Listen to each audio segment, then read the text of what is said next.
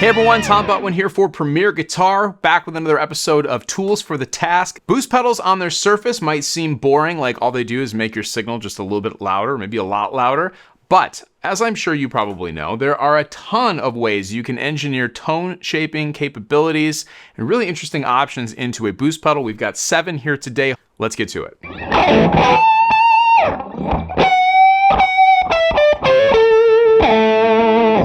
From Vox, we have the Tone Sculptor Tube Preamp Equalizer. Now this might look like a graphic EQ, but it's also a boost. And with a lot of boosts, you may have some tone shaping options in the form of a switch, let's say, or maybe they're EQ'd in a certain way for you. With the Tube Preamp Equalizer, you actually have a graphic equalizer here, so you can shape the tonality of the boost that you want.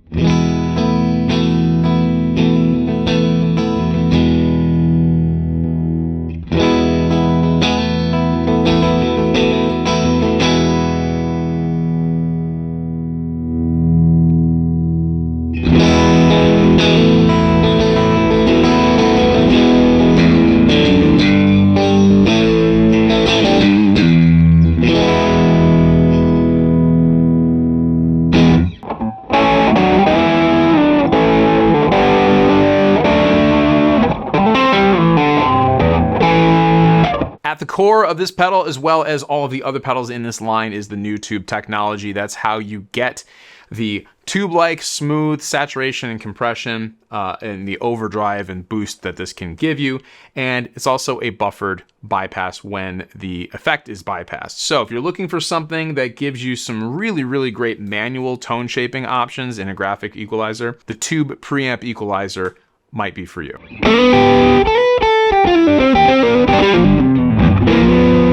From Rockett Audio Designs, we have the Archer, but specifically the Archer Clean. Now, this pedal comes in a few different versions, and this specific version, the clean version, is focused on the very, very sought after mythical Klon Centaur pedal, which a lot of times is used as a clean boost.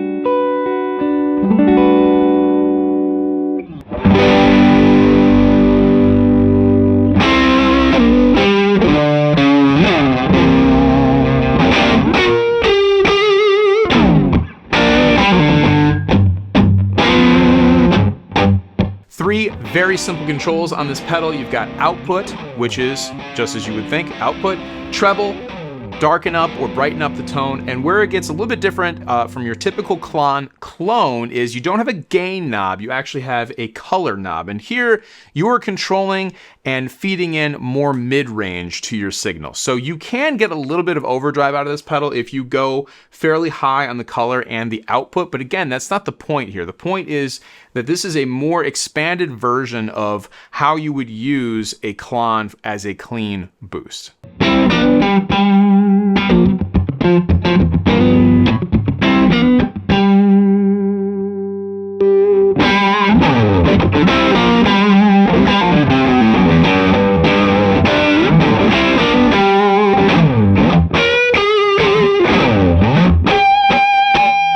So as with all of the Archer pedals, to include the clean that we have here today, Rockett has gone through great lengths to get this as close as possible to the original Klons. It's got germanium diodes. They've just really put a ton of engineering and time into getting this as close as possible.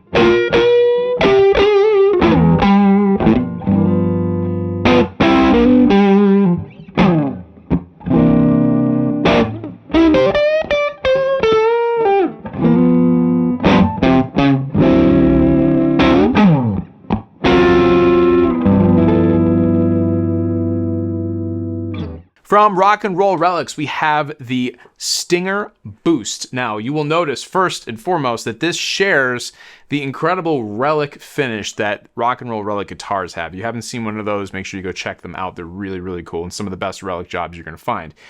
They've done the same thing with this boost pedal. So it already looks like it's been road worn in the best way. But more importantly, it sounds great and it's versatile as a boost. Now, this is not a typical clean boost. It's got a very specific sound to it, and they describe it as a mid-range booster. And so often, at least from me, when I want a boost, mid-range is kind of the boost that I'm looking for, whether I know it or not. This gives you very simple one knob operation, but you also have a switch here. This gives you a choice between a very punchy silicon transistor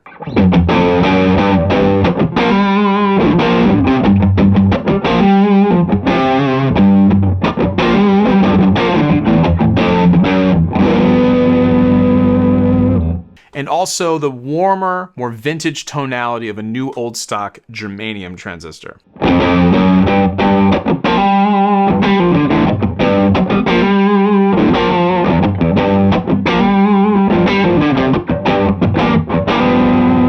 It's hardwired, really, really robust and cool case, again, with the relic finish. And just a really good mid-range boost sound, whether you selected the silicon transistor or the new old stock germanium transistor.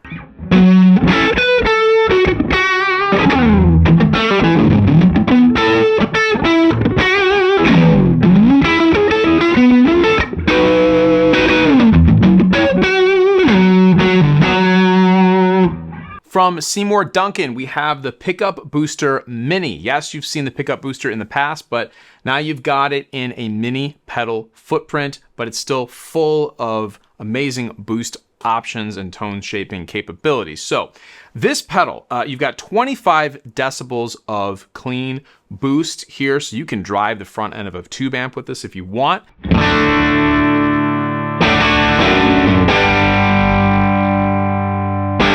This is a true bypass pedal, so when you turn it off, your signal is going to remain unaltered. When you kick it in, though, you've got a couple different options. If you even have the gain all the way down at 0 decibels, you still have the option of using this toggle switch over here, which is the resonance switch. So it's going to be more pronounced as you add in more of the gain from the boost. But what this resonance switch does is really, really cool. In the position labeled 1, if you're like me and you have a single coil guitar that sometimes you wish had a little bit more of a humbucker characteristic, throw it on setting 1.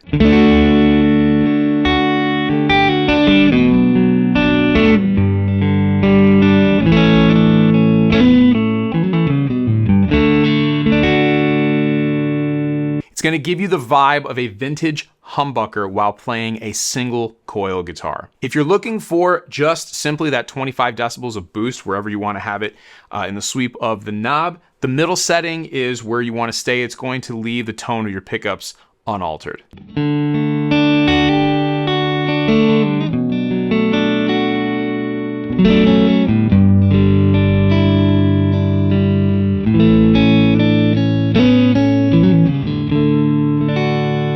And if you want your single coil pickups to more closely resemble a high output humbucker, that's where position number 2 comes in.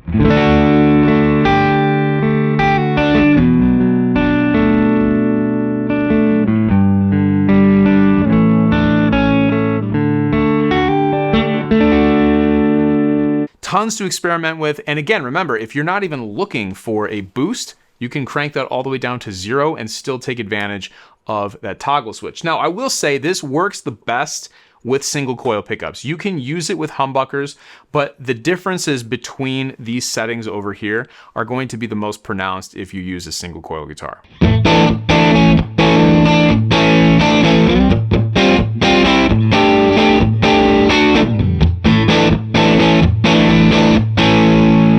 From SoloDallas, we have the SVDS Boost. Now, the acronym that they've used to name this pedal is very important. SVDS stands for Schaefer Vega Diversity System. Now, this was a wireless unit back from the 70s, 1975 to be exact. And as is the case so many times with guitar players and musicians, we find a way to use a piece of gear in a really cool way that it wasn't intended to be used. Now, that wireless system, the SVDS or Schaefer Vega Diversity System, had a 1/4-inch headphone output jack. And quickly, guitar players realized that you could take a line out from that and drive the front end of your amp with 30 decibels of boost.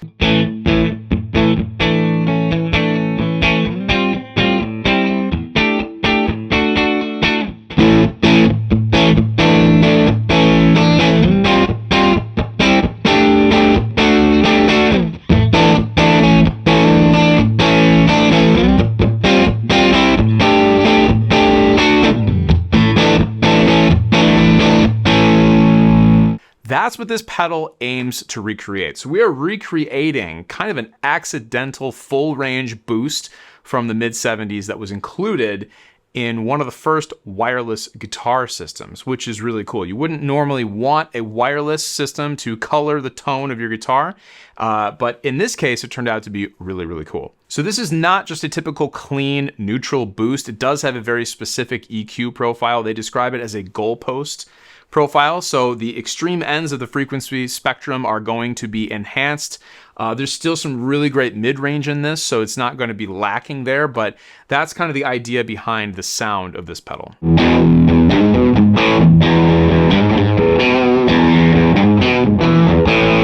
So as with any boost pedal, experiment with where you put it in your signal chain. A lot of times we put a boost before an overdrive pedal and stack them together. In the case of the SVDS, they also suggest trying it out after an overdrive pedal, particularly a mid-range heavy overdrive pedal, because this is going to bring back in a lot of that low end and high end because of that EQ profile.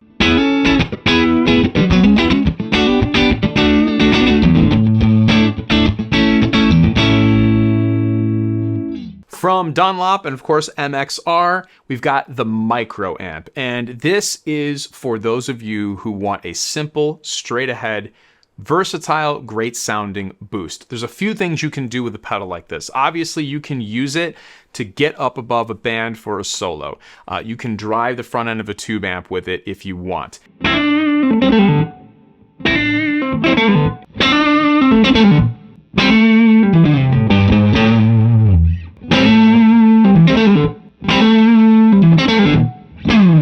The other really cool and interesting way, and probably the way I would use this, is if you have two guitars that are going into your same rig that have just crazy different outputs. We all have that, whereas you have a great setup and you've got two guitars you love playing, but in the heat of the battle of a gig, the lower output guitar versus the higher output guitar kind of creates a challenge. Well, this can be your solution for that. You can dial it in so that everything is a nice even level for you to deal with, as well as the sound engineer in front of house or at the monitor desk. It's really versatile while being very simple.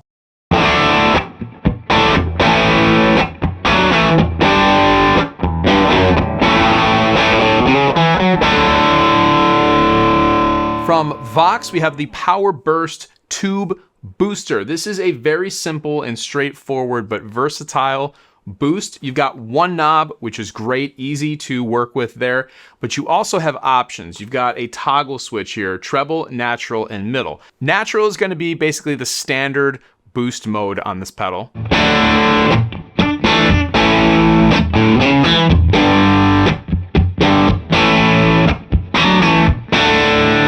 Treble mode is going to be an accentuated high frequency boost.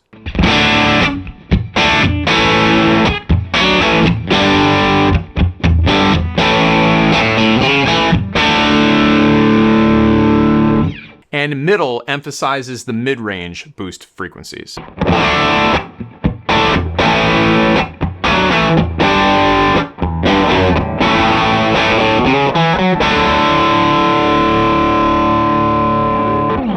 So at the heart of this boost is the new tube technology that Vox has put in it. It's going to give you rich sustain, really just nice dynamic compression.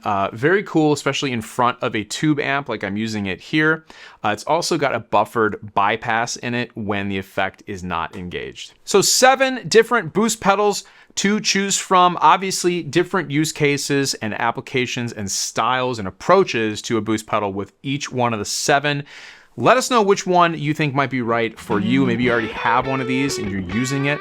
Be curious to know where you have it in your chain and what the main reason you have it on your board is. Once again, my name is Tom Butwin here for Premier Guitar. This has been Tools for the Task. I'll see you in the next one.